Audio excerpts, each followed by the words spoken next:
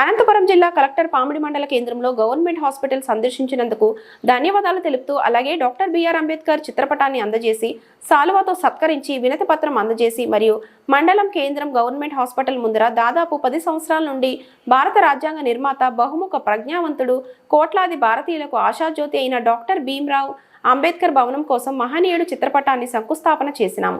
కావున బడుగు బలహీన వర్గాలకు ఎస్సీ ఎస్టీ బీసీ మైనార్టీ వెనుకబడిన ఓసీలకు పెళ్లిళ్లకు ఫంక్షన్లకు ఇతర శుభ కార్యక్రమాలకు సర్వే నెంబర్ 855 బి లెటర్ నందు భవనం మంజూరు చేయాలని విజ్ఞప్తి చేస్తూ అలాగే పామిడి మండలం ఈ చుట్టుపక్కల ఉన్న 2-3 మండలాలకి కేంద్రంగా ఉన్నందున ఎక్కువ నిరుపేద ప్రజలు పామిడి గవర్నమెంట్ హాస్పిటల్కి రావడం జరుగుతుంది.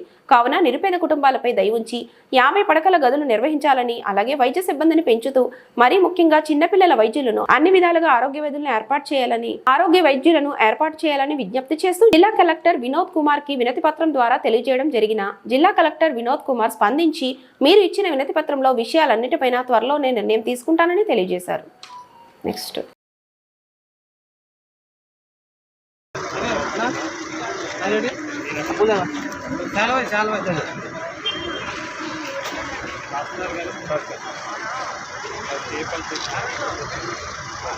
మనం చెక్నా పోట్లా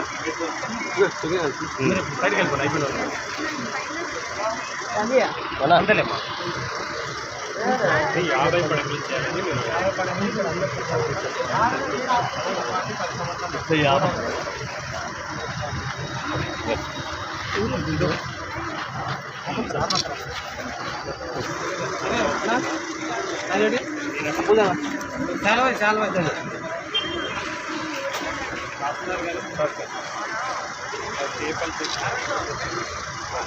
మనం చెక్నా పోట్లా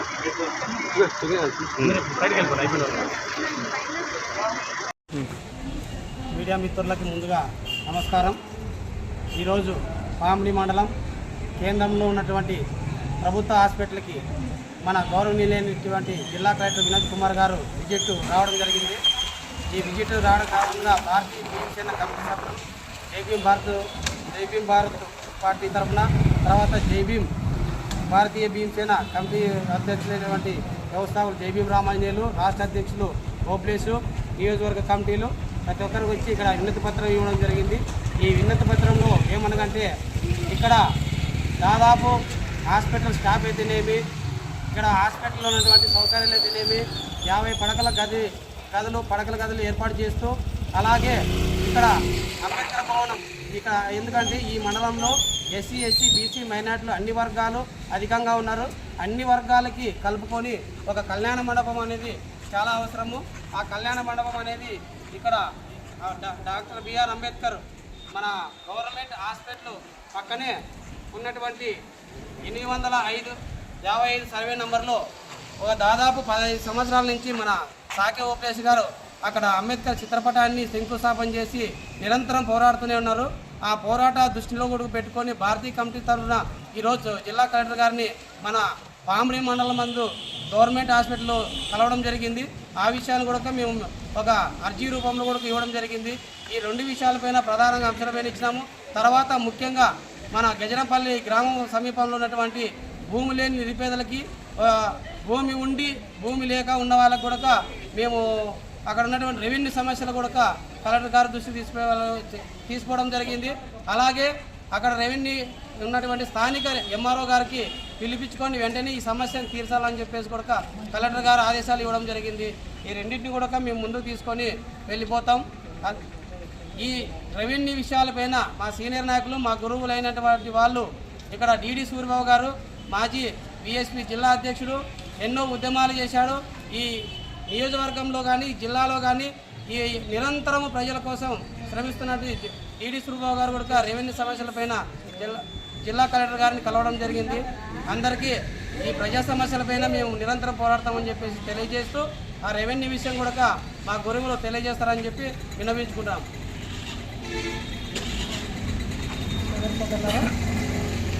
పామిడి మండలం గజరాంపల్లి గ్రామంలో ఈ ఆల్రెడీ 2006 సంవత్సరంలో 2 ఎకరాల పట్టా గవర్నమెంట్ ఇచ్చారు.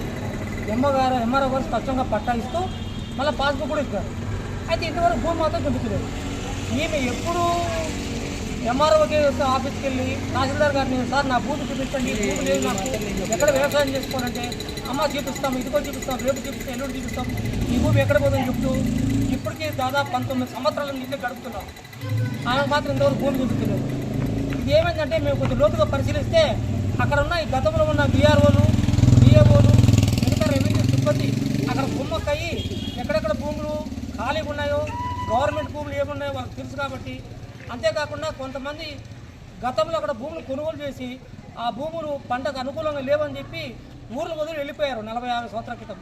అలాంటి భూములకు కూడా వీళ్ళు దొంగ పట్టాలు పుట్టడము, అగ్రిమెంట్లు చేయించడము, వాళ్ళతో కొనుగోలు చేసినట్టుగా సృష్టించుకోవడము, ఎంఆర్ ఆఫీస్లో వెంటనే తీసుకొని దాన్ని అగ్రి చేసి అంటే ఒప్పుకొని వాళ్ళు పట్టా పుస్తకాలు, పాస్ పుస్తకాలను ఇవ్వడం జరిగింది.